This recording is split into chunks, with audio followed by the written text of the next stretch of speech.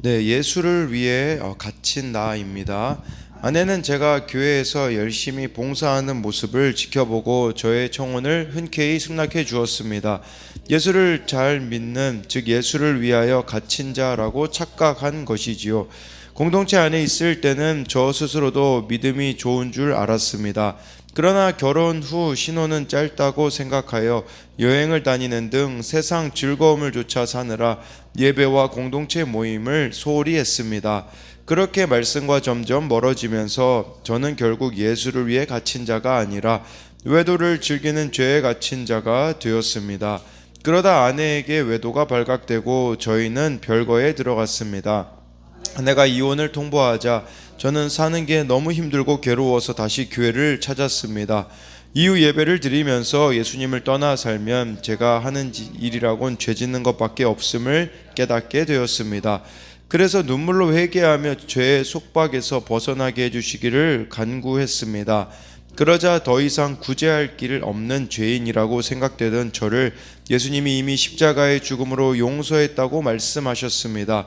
공동체도 저를 쓸모없는 자가 아닌 쓸모 있는 인간으로 인정해 주자 저는 차츰 안정을 되찾고 다시 예수를 위해 갇힌 자가 되었습니다. 바울이 빌레몬에게 부탁한 것처럼 공동체는 아내에게 무익하던 제가 유익한 사람이 되어가니 용서하고 가정을 지킬 것을 권면했습니다. 아내는 그것을 하나님의 말씀으로 받아들여 이혼을 철회하고 별거 생활을 마쳤습니다.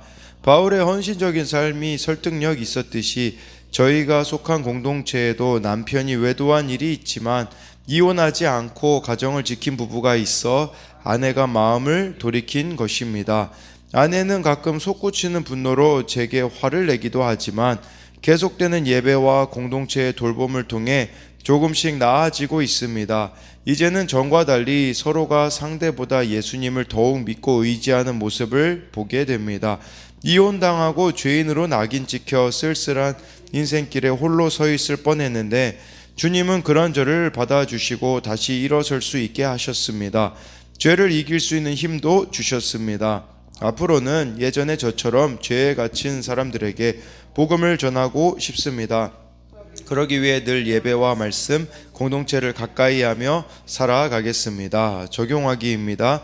음란에 빠져있는 2명의 친구를 만나 저의 죄를 고백하며 복음을 전하겠습니다. 결혼기념일인 오늘 아내의 분노와 냉정한 말투에도 제가 죄인임을 인정하며 사죄하겠습니다. 네, 이 공동체 예배를 벗어났을 때 이렇게 외도에 갇히는 죄에 갇힌 자가 되었다라고 하잖아요. 그러니까 우리가 주님을 떠나 살면 죄와 욕심에 갇혀 살아갈 수밖에 없는 것이죠. 그리고 외도가 발각되었을 때 별거가 이렇게 되어지고, 근데 이 아내가 마음을 돌이켰던 것은 공동체의 권면이었다고 하잖아요. 그 말씀, 하나님의 말씀으로 받아들여 이렇게 회복이 되어지고, 또 한 가지 또 이게 위로가 되었던 것은 속한 공동체에 남편이 외도한 일이 있지만 이혼하지 않고 가정을 지킨 부부가 있었기 때문에 아내가 마음을 돌이켰다라는 것은 정말 여러분들이 말씀에 순종하는 게 피눈물 날 수 있어요. 그러나 그렇게 살아냈을 때 누군가를 반드시 이렇게 살려낼 수 있다라는 거, 이 십자가 지는 적용은 누군가를 반드시 살린다라는 것을 기억해야 합니다. 오늘은 이 빌레몬서 1장 1절부터 14절인데요.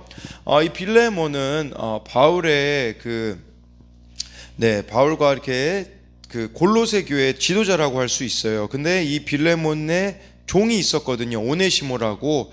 근데 이 오네시모라는 사람이 바울을 이제 만나가지고 변화가 되어서 지금 이 오네시모와 빌레몬의 관계를 회복하기 위해 쓴 편지라고 할 수 있어요.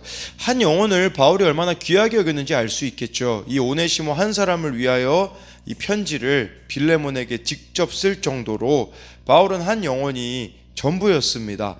1절에요. 그리스도 예수를 위하여 갇힌 자 된 바울과 및 형제 디모데는 우리의 사랑을 받는 자요 동역자인 빌레몬과 해서요. 예수를 위해 바울이 갇힌 자 되었다. 이게 직역하면요. 예수 그리스도의 죄수 바울이라는 뜻이에요. 그러니까 바울은 예수님께 속한 자로 살았다라는 뜻입니다. 그래서 사역도 예수님을 위한 것이고 자신도 예수님께 속한 자라고 고백을 하고 있는 거겠죠. 그러니까 자기가 예수님께 이렇게 매인 삶을 살았다라고 말하기 때문에 영향력이 있는 겁니다. 그러니까 복음은 어떤 지식이 아니에요. 삶으로 살아내야 그것이 사람을 변화시킬 수 있는 능력이라는 거겠죠. 여러분, 이처럼 우리가 예수님을 위해 갇힌 자가 되려면 말씀 적용을 나에게 해야 된다라는 겁니다. 또 한 가지요. 이 빌레몬, 동역자인 빌레몬이라고 하는데, 빌레몬은요, 그 필레오라고 해가지고 사랑하다라는 뜻에서 파생이 된 단어예요. 그러니까 애정 있는 자, 이런 의미를 가지고 있었어요. 그래서 이 빌레몬은 골로새 교회, 우리 골로새서라는 그 바울이 쓴 편지 있지 않습니까? 골로새 교회에 이렇게 또 성도였었고요. 네, 근데 여기서 중요한 거는 바울과 형제 디모데는 우리의 사랑을 받는 자로 빌레몬을 말해요. 여기서 말하는 사랑은요, 아가페입니다. 아가페. 그러니까 여러분, 이 교회 공동체의 사랑은요, 하나님으로부터 오는 사랑이 있어야 서로가 진정한 사랑을 할 수 있다라는 거예요. 그래서 1절에 대한 적용 질문은 이 바울이 예수를 위해 갇혔다고 하는데, 나는 무엇에 갇혀 있습니까? 죄와 욕심에 갇혀 있습니까? 아니면 예수님 때문에 갇혀 있습니까? 또 한 가지요, 바울이 이렇게 자기의 지금 복음을 위해 자기가 어떻게 살아가고 있는지를 말해주고 있잖아요. 여러분들은 말씀 묵상하는 가운데 내 모습이 보입니까? 아니면 여전히 다른 사람의 모습이 보입니까? 말씀 묵상뿐 아니라 여러분들 삶을 살아가는데 내가 크게 보입니까? 다른 사람이 크게 보입니까? 이것은 내 죄를 크게 보는지, 아니면 다른 사람의 죄가 여전히 여러분들에게 크게 보이는지를 봐야 한다라는 거죠. 2절에 자매 아비아와 우리와 함께 병사된 아키뽀와 내 집에 있는 교회에 편지하노니, 아비아는 아마 빌레몬의 아내였을 거고요. 이 아키뽀는 이 빌레몬의 아들로 보입니다. 근데요, 참 놀라운 게 자녀를 어떻게 키웠는지를 짐작할 수 있어요. 왜냐하면 우리와 함께 병사가 되었다. 이 병사가 되었다라는 건 군사라는 뜻이거든요. 그러니까 이 빌레몬의 아들이 너 믿음의 용사구나, 이렇게 지금 바울이 칭찬하고 있는 거거든요. 그리고 또 한 가지 여기서 중요한 것은 내 집에 있는 교회에 편지한다. 골로새 교회가 그 당시 여러분 교회는 가정교회였습니다. 근데 이 빌레몬이 자기 집을 교회로 내어줄 정도로 이렇게 섬겼다라는 것을 보여주고 있습니다. 그래서 이 2절에 대한 적용 질문은 자녀를, 또 다음 세대를 믿음의 용사로 키우는데 관심을 두고 있습니까? 또 한 가지는요, 나는 가정과 삶을 오픈하여 다른 이들을 섬기고 세우고 있습니까? 그래서 지금 이 빌레몬이 그렇게 하였기에 우리 자신을 비춰보자라는 거겠죠. 3절에 하나님 우리 아버지와 주 예수 그리스도로부터 은혜와 평강이 너희에게 있을지어다. 여러분, 1절 말씀에 예수님을 위하여 갇힌 자로 살아가면 가장 큰 유익이 무엇이냐? 이 3절 말씀이에요. 뭐냐면 은혜와 평강이 있다라는 것입니다. 그러니까 여러분들이 예수님으로 인하여서 갇히고 예수님을 위하여 살아가는 자들은 은혜와 그 평강, 평안함이 끊임없이 여러분들 가운데 있다라는 겁니다. 그래서 이 3절에 대한 적용 질문은 나의 갇힌 환경은 무엇이 있습니까? 근데 그 가운데 정말 예수님으로 인하여서 갇힘으로 은혜와 평강이 내 안에 있습니까? 4절에 내가 항상 내 하나님께 감사하고 기도할 때에 너를 말함은 이라고 해가지고요, 여기서 주목해야 되는 거는 기도, 이거는 이렇게 헬라어로 보면 이렇게 나와 있어요. 내가 너를 내 기도들로 기억한다. 그러니까 지금 이 빌레몬을 위해서 기도 한두 번 한 게 아니라는 뜻이에요. 기도들이라는 복수가 쓰여 있어요. 이게 우리나라 말 성경에는 그렇게 안 나와 있는데, 기도들, 얼마나 많이 내가 너를 위해서 기도하였고, 너를 말함은 이게 현재형으로 되어 있어요. 지속적으로 이 빌레몬을 위하여서 바울이 기도하였다라는 것을 말씀해주고 있는 것이죠. 네, 이처럼 기도는요, 상황과 환경을 뛰어넘는 역사예요. 왜냐하면 지금 바울은 감옥에 감금되어져 있는 상태이거든요. 그럼에도 불구하고 거기서도 여전히 기도하며 나아가는 이런 바울의 모습을, 환경과 상황을 초월한 또 그의 모습을 우리는 볼 수가 있는 것을 뜻하고 있습니다. 5절 6절에요. 주 예수와 및 모든 성도에 대한 내 사랑과 믿음이 있음을 들음이니 6절에 이로써 내 믿음의 교제가 우리 가운데 있는 선을 알게 하고 그리스도께 이르도록 역사하느니라. 중요한 것은요, 믿음의 교제라는 6절의 단어예요. 이 믿음의 교제라는 것은요, 세상적인 목적을 위해 만나는 게 아니에요. 인간의 정 때문에 만나는 모임이 아니라는 거겠죠. 성도들이 하나님이 주신 은혜를 나누고 실제적으로 삶을 돕고 함께 신앙을 세워져 가는 만남이 믿음의 교제여야 한다라는 거죠. 그러니까요, 사람들을 만났을 때 우리 같은 경우는 구역 모임이 있지 않습니까?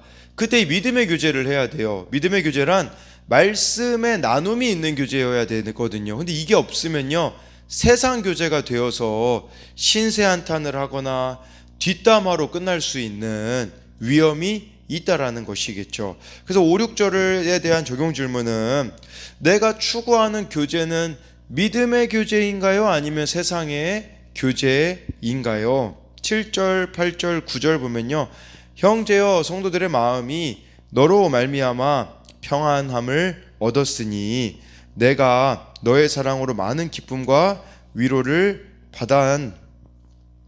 받았노라. 8절에 이러므로 내가 그리스도 안에서 아주 담대하게 내게 마땅한 일로 명할 수도 있으나 9절에 도리어 사랑으로 간구하노라. 나이가 많은 나 바울은 지금 또 예수 그리스도를 위하여 갇힌 자 되어 라고 해가지고요, 형제여 성도들의 마음이, 이 마음이라는 것은요 그런 의미가 있어요. 그 창자, 장기, 그러니까 이 감정의 자리라고 볼 수 있거든요. 그러니까 이 빌레몬을 통하여서 많은 성도들이 참 위로를 받았다라는 겁니다. 그러니까 이 믿음이 얼마나 또 대단했는지를 보여주는 거겠죠. 8절에 이제부터 바울이 하고자 하는 말이 나와 있어요. 내가 너를 이렇게 영적 스승이기 때문에 명령 내릴 수도 있다, 이제 그렇게 말하는 거고요. 9절에 그러나 명령으로 하지 않고 사랑으로 내가 간구한다 라고 하면서, 나이가 많은 나 바울은, 이때 바울의 나이가 한 60세 정도로 추정을 하거든요. 이미 평균 연령을 넘어선 그런 나이라고 볼 수가 있어요. 그러면서 지금 또 예수 그리스도를 위하여 갇힌 자가 되었다라고 말하는 것은 지금도 나는 복음으로 살아가고 있다, 이제 내 삶을 봐라, 이런 의미가 되겠죠. 그러니까 바울이 사랑으로 간구한다라는 것은 오네시모의 성숙한 순종이 이루어지기를 원했다라는 것이고, 지금 또 예수 그리스도를 위하여 갇힌 자 되었다라는 것은, 바울은 십자가 지는 적용을 하며 지금도 살아가고 있다라는 것을 말하고 있는 거예요. 그러니까 나를 봐라, 그리고 나를 보고 용서해라, 이런 의미가 있는 거겠죠. 그러니까 이것에 대해서 적용 질문은요, 9절에 대한 적용 질문은 내 권리를 주장하기보다 사랑으로 간구해야 하는 일은 무엇이 있을까요? 나의 희생이 다른 사람에게 본이 되어 다른 사람의 희생을 이끌어낸 적이 있습니까? 10절에요. 갇힌 중에서 낳은 아들 오네시모를 위하여 내게 간구하노라. 네, 이 오네시모를 위해서 간구한다. 오네시모라는 이름의 뜻은요, 참 아이러니합니다. 유익한이라는 뜻이에요. 유익한. 네, 근데요, 이 오네시모가 무슨 죄를 지었냐? 원래 이 빌레몬의 종이었었거든요. 근데 18절 말씀, 오늘 본문에 안 나왔는데 18절 말씀을 보면 아마 재산을 훔친 것 같아요. 이 빌레몬의 재산을 훔쳐서 도망했거든요. 당시 관습이라면 이러면 죽여도 됩니다. 근데 바울은 빌레몬에게 오네시모를 용서하도록 간청하고 있어요. 그래서 10절에 대한 적용 질문은 내게 손해를 끼친 사람을 용서해 준 적이 있나요? 또는 내가 손해를 끼쳤지만 용서받은 경험이 있습니까? 네, 11절에 그가 전에는 내게 무익하였으나 이제는 나와 내게 유익함으로, 그 오네시모 이름처럼 정말 이 오네시모가 이 예수님을 만나기 전에는 이름은 유익한 자나 사실은 무익한 자였다라는 거죠. 근데 예수님을 믿게 되어짐으로 유익하게 되었다라는 겁니다. 복음은 이처럼 무익한 자를 유익하게 변화시켜요. 여러분 그걸 알아야 돼요. 쓸모없는 사람은 없다. 이걸 기억하셔야 돼요. 예수님을 만나면 어떤 무익한 인생이라도 유익한 자가 되어질 수 있음을 우리는 믿어야 한다라는 것이겠죠. 복음이 들어가야 변하는 거예요. 우리가 아무리 잘해준다고 해서 변화되어지지 않습니다. 말씀이 들어가야만 변화가 이루어지는 것이겠죠. 그래서 11절에 대한 적용 질문은 하나님의 말씀으로 무익한 자에서 유익한 자로 변화된 간증이 있습니까? 12절에요. 내가 그를 돌려보내노니 그는 내 신복이라. 이 오네시모가 바울에겐 신복이래요. 신복이라는 뜻은요, 심장이라는 의미도 있어요. 그러니까 목숨까지 기꺼이 바치는 충성된 신하라는 뜻이거든요. 그러니까 마음을 숨기지 않고 꾸밈없이 소통할 수 있는 신뢰관계가 신복이에요. 그럼 우리 교회 공동체의 관계가 이 관계가 되어야 되지 않겠습니까? 근데 너무 사람들이 포장을 합니다. 너무 가려요. 그래서 이 관계가 이루어지지 않는 거겠죠. 12절에 대한 적용 질문은 나는 교회 공동체 안에서 진실한 신뢰의 관계를 맺고 있습니까? 13절에 그를 내게 머물러 있게 하여 내 복음을 위하여 갇힌 중에서 내 대신 나를 섬기게 하고자 하나. 오네시모를 바울 곁에 두고 싶은 거예요. 근데 먼저 주인이었던 빌레몬에게 돌려보냄으로 관계 회복이 먼저라는 것을 지금 보여주고 있는 거겠죠. 그래서 23절, 그러니까 결국은 원칙 또 관계에 대한 부분도 이렇게 절차를 따라야 됨을 보여주는 거예요. 13절에 대한 적용 질문은 먼저 내가 회복해야 하는 사람과의 관계는 무엇이 있습니까? 말씀의 원칙과 절차를 따르고 있습니까? 마지막 14절에요. 다만 내 승낙 없이는 내가 아무것도 하기를 원하지 아니하노니 이는 너의 선한 일이 억지같이 되지 아니하고 자의로 되게 하려 함이라. 여러분, 복음은 말씀에 대한 것은 강요가 아니라 순종하는 겁니다. 이해 득실 감정에 얽매이지 말고 이렇게 복음으로 살아가야 한다라는 것이겠죠. 그래서 마지막으로 이 14절에 대한 적용 질문은 나의 자발적인 순종을 방해하는 것은 무엇이 있습니까? 그래서요, 이 빌레몬서를 통하여서 바른 믿음을 갖는다면 바른 관계 회복이 이루어져야 된다라는 것을 여러분들이 오늘의 말씀을 통하여서 볼 수 있습니다.